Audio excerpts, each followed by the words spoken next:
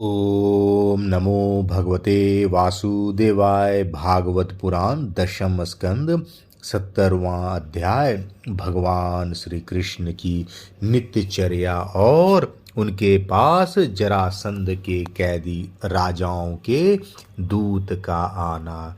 श्री सुखदेव जी कहते हैं, परीक्षित, जब सवेरा होने लगता, कुकुट मुर्गे बोलने लगते, तब वे श्री कृष्ण पत्नियां, जिनके कंठ में श्री कृष्ण ने अपनी भुजा डाल रखी है, उनके बिछोह की आशंका से व्याकुल हो जाती और उन मुर्गों को कोसने लगती।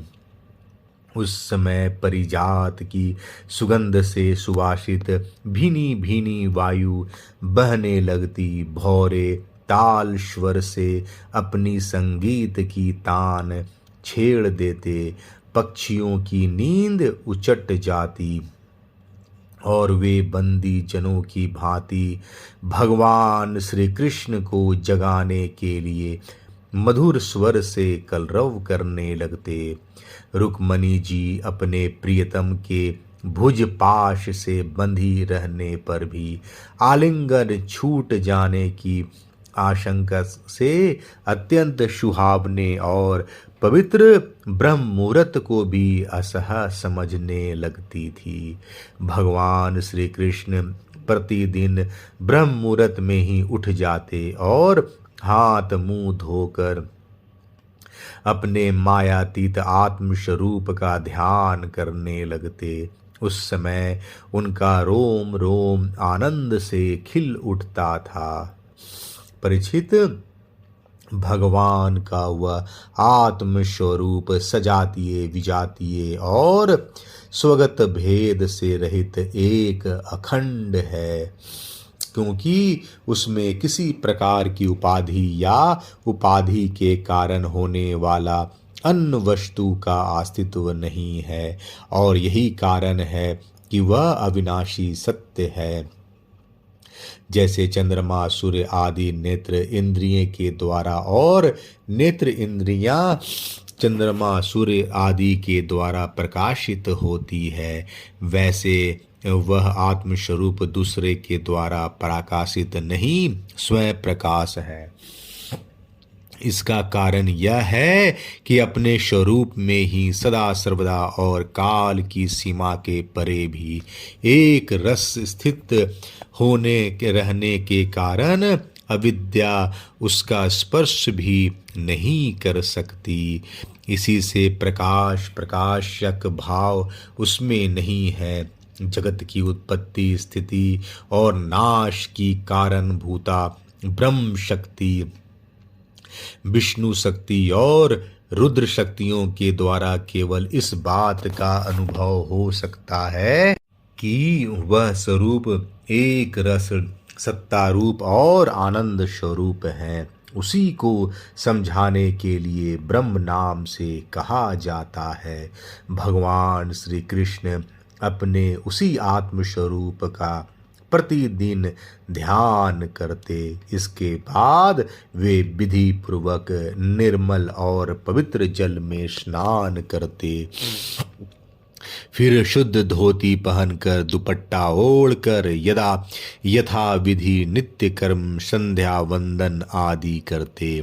इसके बाद हवन करते और मौन होकर गायत्री का जप करते। क्यों न हो, वे सत्पुरुषों के पात्र आदर्श जो हैं।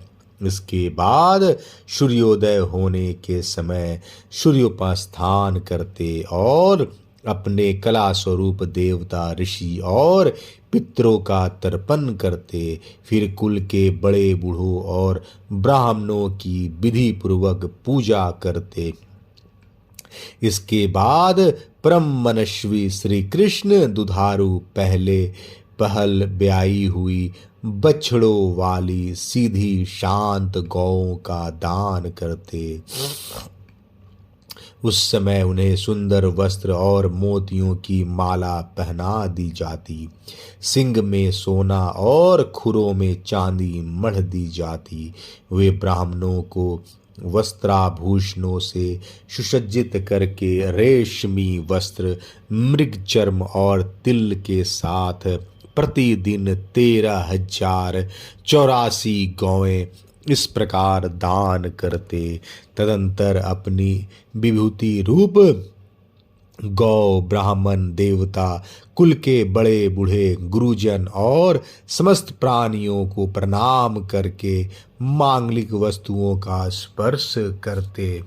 परीक्षित, यद्यपि भगवान के शरीर का सहज सौंदर्य ही मनुष्य लोक का अलंकार है, फिर भी वे अपने पीतांबर आदि दिव्य वस्त्र, कौस्तुभ आदि आभूषण, पुष्पों के हार और चंदन आदि दिव्य अंगराग से अपने को आभूषित करते। इसके बाद वे घी और दर्पण में अपना मुखार बिंद देखते। गाय, बैल, ब्राह्मण और देव प्रतिमाओं का दर्शन करते।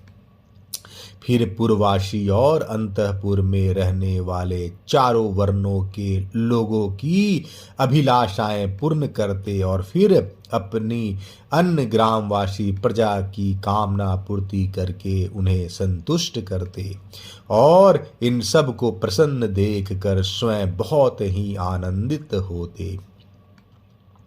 वे पुष्पमाला, तांबुल, चंदन और अंगराग आदि वस्तुएं पहले ब्राह्मण, स्वजन संबंधी, मंत्री और रानियों को बांट देते और उनसे बची हुई स्वयं अपने काम में लाते।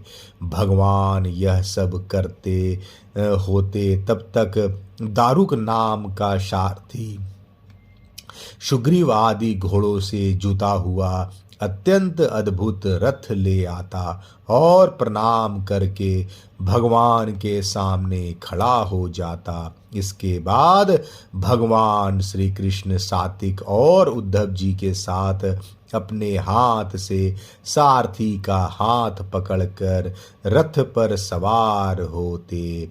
ठीक वैसे ही जैसे भुवन भास्कर भगवान सूर्य उद्याचल पर आरूढ़ होते हैं, उस समय रनिवास की स्त्रियां लज्जा एवं प्रेम से भरी चितवन से उन्हें निहारने लगती और बड़े कष्ट से उन्हें विदा करती। भगवान मुस्कुराकर उनके चित्त को चुराते हुए महल से निकलते। परीक्षित, तदंतर भगवान श्री कृष्ण समस्त यदुवंशियों के साथ सुधर्मा नाम की सभा में प्रवेश करते। उस सभा की ऐसी महिमा है कि जो लोग उस सभा में जा बैठते हैं उन्हें भूख, प्यास, शोक, मोह और जरा मृत्यु यह 6 उर्मियां नहीं सताती। इस प्रकार भगवान श्री कृष्ण सब रानियों से अलग अलग विदा होकर एक ही रूप में सुधर्मा सभा में प्रवेश करते। वहां जाकर श्रेष्ठ सिंहासन पर विराज जाते। उनकी अंग कांति से दिशाएं प्रकाशित होती रहती। उस समय यदुवंशी वीरों के बीच में यदुवंश शिरोमणि भगवान श्री कृष्ण की ऐसी शोभा होती जैसे आकाश में तारों से घिरे हुए चंद्रदेव शोभायमान होते हैं। परीक्षित, सभा में विदूषक लोग विभिन्न प्रकार के हास्य विनोद से, नटाचार अभिनय से और नर्तकियां कलापूर्ण नृत्यों से अलग अलग अपनी टोलियों के साथ भगवान की सेवा करती। उस समय मृदंग, वीणा, पखावज, बांसुरी, झांझ और शंख बजने लगते और सूत, मागध तथा बंदी जन नाचते गाते और भगवान की स्तुति करते। कोई कोई व्याख्या कुशल ब्राह्मण वहाँ बैठकर वेद मंत्रों की व्याख्या करते और कोई पूर्वकालीन पवित्र कीर्ति नरपतियों के चरित्र कह कह कर सुनाते। एक दिन की बात है, द्वारकापुरी में राजसभा के द्वार पर एक नया मनुष्य आया। द्वारपालों ने भगवान को उसके आने की सूचना देकर उसे सभा भवन में उपस्थित किया।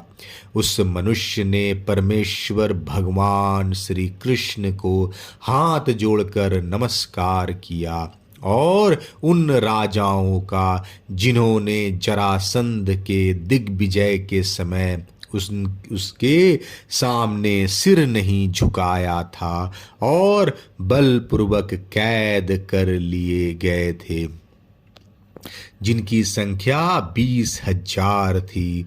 जरासंध के बंदी बनाने का दुख बांधने का दुख श्री कृष्ण के सामने निवेदन किया। सच्चिदानंद स्वरूप श्री कृष्ण, आप मन और वाणी के अगोचर हैं। जो आपकी शरण में आता है उसके सारे भय आप नष्ट कर देते हैं। प्रभु, हमारी भेद बुद्धि मिटी नहीं है। हमें जन्म मृत्यु रूप संसार के चक्कर से भयभीत होकर आपकी शरण में आए हैं। भगवन, अधिकांश जीव ऐसे सकाम और निषिद्ध कर्मों में फंसे हुए हैं कि वे आपके बतलाए हुए अपने परम कल्याणकारी कर्म आपकी उपासना से विमुख हो गए हैं और अपने जीवन एवं जीवन संबंधी आशा अभिलाषाओं में भ्रम भटक रहे हैं। परंतु आप बड़े बलवान हैं। आप काल रूप से सदा सर्वदा सावधान होकर उनकी आशलता का तुरंत समूल उच्छेद कर डालते हैं। हम आपके उस काल रूप को नमस्कार करते हैं। आप स्वयं जगदीश्वर हैं और आपने जगत में अपने ज्ञान बल आदि कलाओं के साथ इसलिए अवतार ग्रहण किया है कि संतों की रक्षा करें और दुष्टों को दंड दे। ऐसी अवस्था में प्रभु, जरासंध आदि कोई दूसरे राजा आपकी इच्छा और आज्ञा के विपरीत हमें कैसे कष्ट दे रहे हैं, यह बात हमारी समझ में नहीं आती। यदि यह कहा जाए कि जरासंध हमें कष्ट नहीं देता, उसके रूप में उसे निमित्त बनाकर हमारे अशुभ कर्म ही हमें दुख पहुंचा रहे हैं, तो यह भी ठीक नहीं, क्योंकि जब हम लोग आपके अपने हैं तब हमारे दुष्कर्म हमें फल देने में कैसे समर्थ हो सकते हैं। इसलिए आप कृपा करके अवश्य ही हमें इस कलेश से मुक्त कीजिए। प्रभु, हम जानते हैं कि राज पाने का सुख प्रारब्ध के अधीन एवं विषय साध्य है और सच कहें तो स्वप्न सुख के समान अत्यंत तुच्छ और असत्य है। साथ ही उस सुख को भोगने वाला यह शरीर भी एक प्रकार से मुर्दा ही है और इसके पीछे सदा सर्वदा सैकड़ों प्रकार के भय लगे रहते हैं। परंतु हम तो इसी के द्वारा जगत के अनेकों भार ढो रहे हैं और यही कारण है कि हमने अंतःकरण के निष्काम भाव और निरसंकल्प स्थिति से प्राप्त होने वाले आत्म सुख का परित्याग कर दिया है। सचमुच हम अत्यंत अज्ञानी हैं और आपकी माया के फंदे में फंसकर कलेश पर कलेश भोगते जा रहे हैं।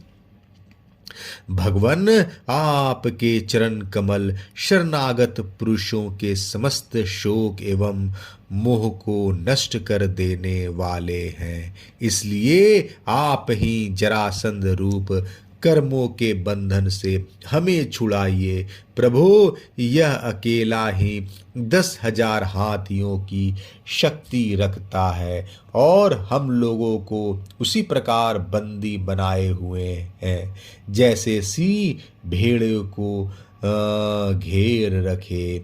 चक्रपाणे, आपने 18 बार जरासंध से युद्ध किया और 17 बार उसका मान मर्दन करके उसे छोड़ दिया, परंतु एक बार उसने आपको जीत लिया।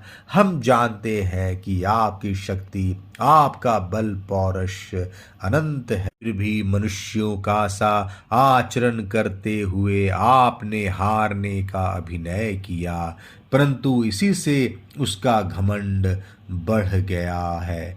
ये हे अजीत, अब वह यह जानकर हम लोगों को और भी सताता है कि हम आपके भक्त हैं, आपकी प्रजा है। अब आपकी जैसी इच्छा हो वैसा कीजिए। दूत ने कहा, भगवान, जरासंध के बंदी नरपतियों ने इस प्रकार आपसे प्रार्थना की है। वे आपके चरण कमलों की शरण में हैं और आपका दर्शन चाहते हैं। आप कृपा करके उन दीनों का कल्याण कीजिए। श्री सुखदेव जी कहते हैं, परीक्षित, राजाओं का दूत इस प्रकार कह ही रहा था कि परम तेजस्वी देवर्षि नारद जी वहां आ पहुंचे। उनकी सुनहरी जटाएं चमक रही थी।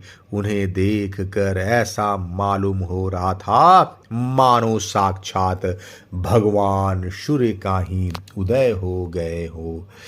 ब्रह्मा आदि समस्त लोकपालों के एकमात्र स्वामी भगवान श्री कृष्ण उन्हें देखते ही सभासदों और सेवकों के साथ हर्षित होकर उठ खड़े हुए और सिर झुकाकर उनकी वंदना करने लगे।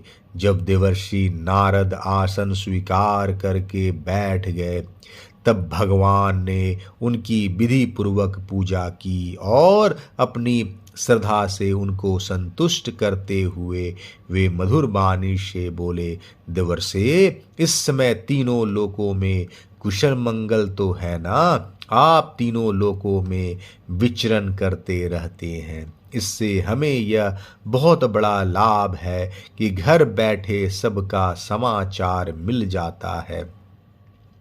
ईश्वर के द्वारा रचे हुए तीनों लोकों में ऐसी कोई बात नहीं है जिसे आप न जानते हो। अतः हम आपसे यह जानना चाहते हैं कि युधिष्ठिर आदि पांडव इस समय क्या करना चाहते हैं। देवर्षि नारद जी ने कहा, सर्वव्यापक अनंत, आप विश्व के निर्माता और इतने बड़े मायावी हैं कि बड़े बड़े मायावी ब्रह्मा जी आदि भी आपकी माया का पार नहीं पा सकते। प्रभु, आप सबके घट घट में अपनी अचिंत्य शक्ति से व्याप्त रहते हैं, ठीक वैसे ही जैसे अग्नि लकड़ियों में अपने को छिपाए रखता है। लोगों की दृष्टि सत्व आदि गुणों पर ही अटक जाती है, इससे आपको वे नहीं देख पाते। मैंने एक बार नहीं अनेकों बार आपकी माया देखी है, इसलिए आप जो यूं अनजान बनकर पांडवों का समाचार पूछते हैं, इसमें से मुझे कोई कौतूहल नहीं हो रहा है। भगवान, आप अपनी माया से ही इस जगत की रचना और संहार करते हैं और आपकी माया के कारण ही यह असत्य होने पर भी सत्य के समान प्रतीत होता है। आप कब क्या करना चाहते हैं, यह बात भली भांति कौन समझ सकता है। आपका स्वरूप सर्वथा अचिंतनीय है। मैं तो केवल बार बार आपको नमस्कार करता हूँ। शरीर और इससे संबंध रखने वाली वासनाओं में फंसकर जीव जन्म मृत्यु के चक्कर में भटकता रहता है तथा यह नहीं जानता कि मैं इस शरीर से कैसे मुक्त हो सकता हूँ। वास्तव में उसी के हित के लिए आप नाना प्रकार के लीलावतार ग्रहण करके अपने पवित्र यश का दीपक जला देते हैं, जिसके सहारे वह इस अनर्थकारी शरीर से मुक्त हो सके। इसलिए मैं आपकी शरण में हूँ प्रभु। आप स्वयं पर ब्रह्म हैं, तथापि मनुष्यों की सी लीला नाट्य करते हुए मुझसे पूछ रहे हैं।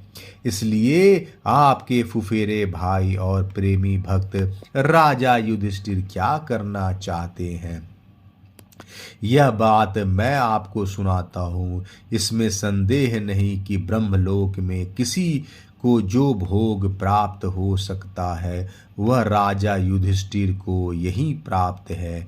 उन्हें किसी वस्तु की कामना नहीं है, फिर भी वे श्रेष्ठ यज्ञ राजसूय के द्वारा आपकी प्राप्ति के लिए आपकी आराधना करना चाहते हैं। आप कृपया करके उनकी इस अभिलाषा का अनुमोदन कीजिए। भगवान उस श्रेष्ठ यज्ञ में आपका दर्शन करने के लिए बड़े बड़े देवता और यशस्वी नरपतिगण एकत्र होंगे। प्रभु, आप स्वयं विज्ञानंद घन ब्रह्म है। आपके श्रवण कीर्तन और ध्यान करने मात्र से अंत्यज भी पवित्र हो जाते हैं। फिर जो आपका दर्शन और स्पर्श प्राप्त करते हैं उनके संबंध में तो कहना ही क्या है। त्रिभुवन मंगल आपकी निर्मल कीर्ति समस्त दिशाओं में छा रही है तथा स्वर्ग, पृथ्वी और पाताल में व्याप्त हो रही है। ठीक वैसे ही जैसे आपकी चरणामृत धारा स्वर्ग में मंदाकिनी, पाताल में भोगवती और मर्तलोक में गंगा के नाम से प्रभावित होकर सारे विश्व को पवित्र कर रही है। श्री सुखदेव जी कहते हैं, परीक्षित, सभा में जितने यदुवंशी बैठे थे वे सब इस बात के लिए अत्यंत उत्सुक हो रहे थे कि पहले जरासंध पर चढ़ाई करके उसे जीत लिया जाए। अतः उन्हें नारद जी की बात पसंद न आई। तब ब्रह्मा आदि के शासक भगवान श्री कृष्ण ने तनिक मुस्कुराकर बड़ी मीठी वाणी से मैं उद्धव जी से कहा। भगवान श्री कृष्ण ने कहा, उद्धव, तुम मेरे हितैषी सुहृद हो, शुभ सम्मति देने वाले तथा कार्य का तत्व को भली भांति समझने वाले हो, इसलिए हम तुम्हें अपना उत्तम नेत्र मानते हैं। अब तुम ही बताओ कि इस विषय में हमें क्या करना चाहिए। तुम्हारी बात पर हमारी श्रद्धा है, इसलिए हम तुम्हारी सलाह के अनुसार ही काम करेंगे।